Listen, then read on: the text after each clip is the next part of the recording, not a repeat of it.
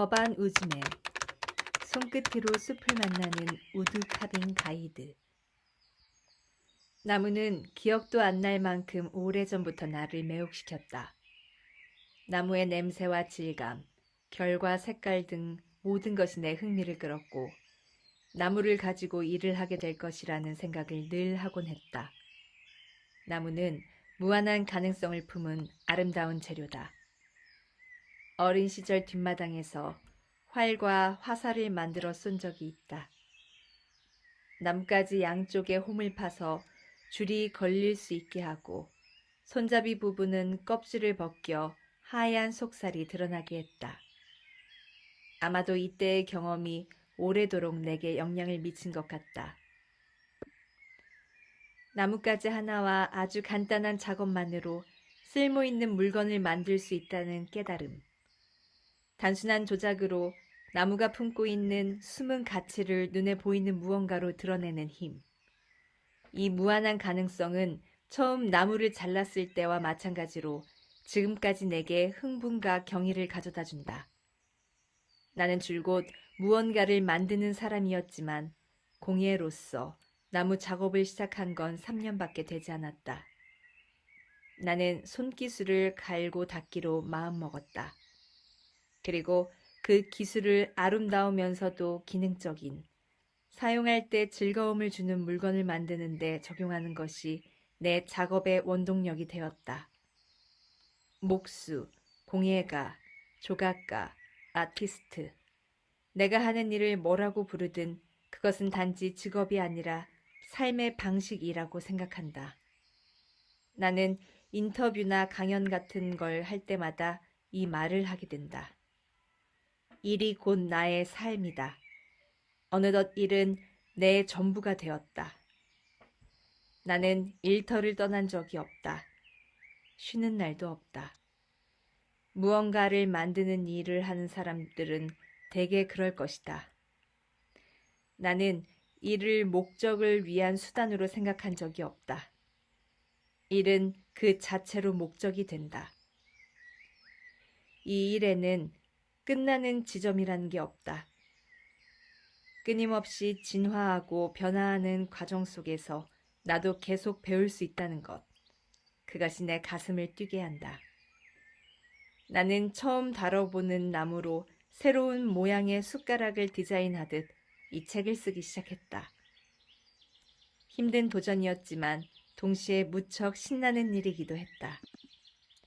작업 과정 하나하나를 관찰하고 단계를 나눈 다음 다시 종이 위에 펼쳐놓는 일.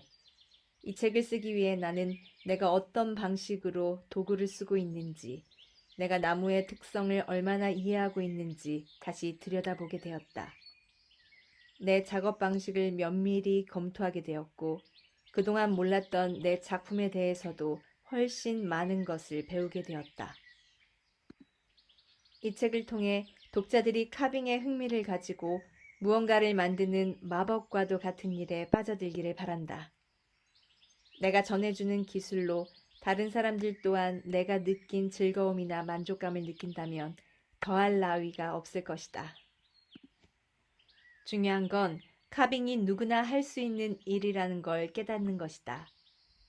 그저 마음먹고 시작하기만 하면 된다.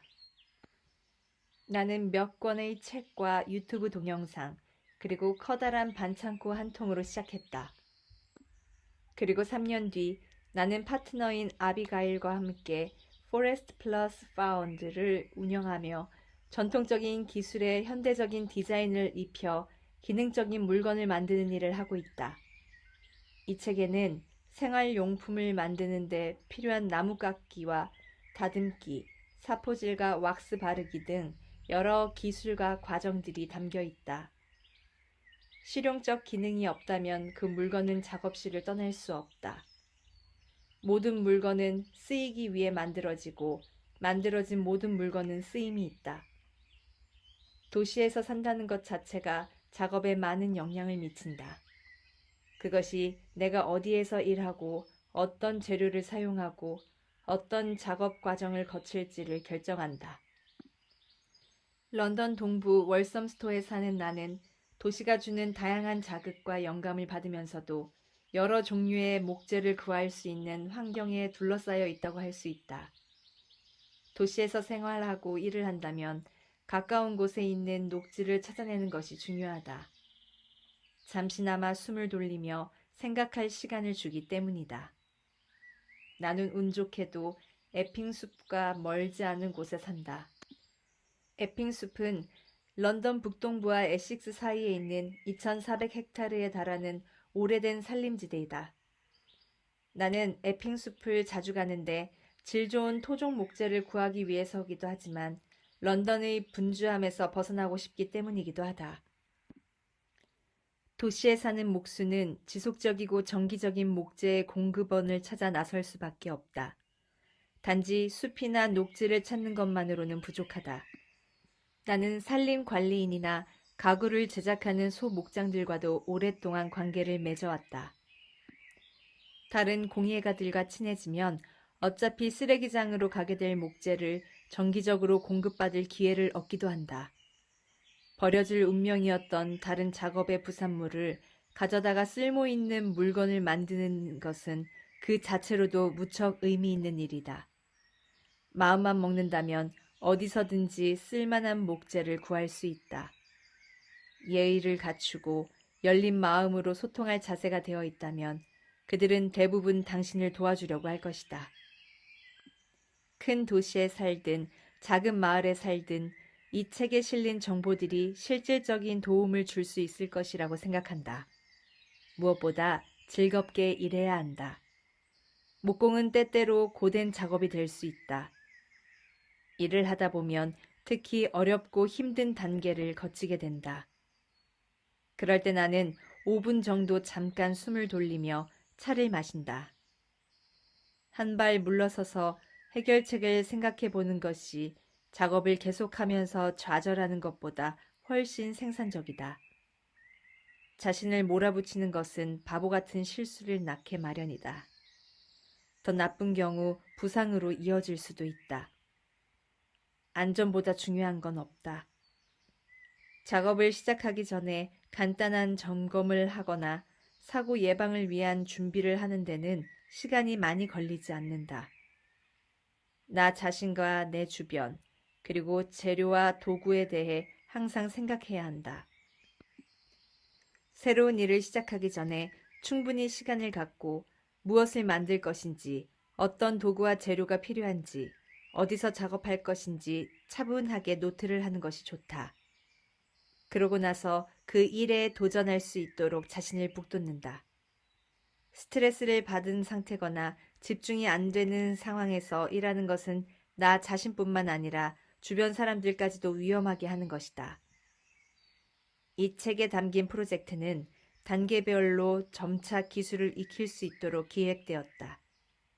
그러니 자신감을 가지고 각 단계에 도전했으면 좋겠다. 카빙은 마감에 쫓기지 않을 때 즐겁게 할 수 있는 작업이다. 나는 항상 사람들에게 말한다. 공예는 시간이 걸리는 작업이며 시간을 들였을 때 언제나 좋은 작품이 나온다고. 내 작품의 디자인은 현대적이지만 그것을 뒷받침하는 것은 오랫동안 이어져 내려온 전통 공예 기술이다. 사람들이 이 책을 발판 삼아 새로운 작업 방식을 배우고 더 나아가 자신만의 개성 있는 작품을 만들 수 있기를 바란다. 또한 숟가락을 만드는 것, 우드 카빙을 하는 것은 실용적인 물건을 만드는 것 이외에도 이로운 점이 많다는 것을 강조하고 싶다. 바쁜 현대적 삶에서 잠시 벗어나 마음의 여유를 찾는 데도 큰 도움을 준다. 가장자리를 완벽하게 깎기 위해, 손잡이를 매끄럽게 다듬기 위해 집중을 하다 보면 나무가 주는 섬세한 즐거움을 맛볼 수 있을 것이다. 당신이 어디에 있든 우드 카빙을 통해 자연과 만나고 그 자연으로 무언가를 만들어냈다는 기쁨을 느낄 수 있을 것이다. 이 책을 덮을 때쯤 내가 그랬던 것처럼 우드 카빙을 계속해 나갈 수 있는 기술과 흥미를 얻게 되길 바란다. 동화 보물 창고 구독과 좋아요 부탁드려요.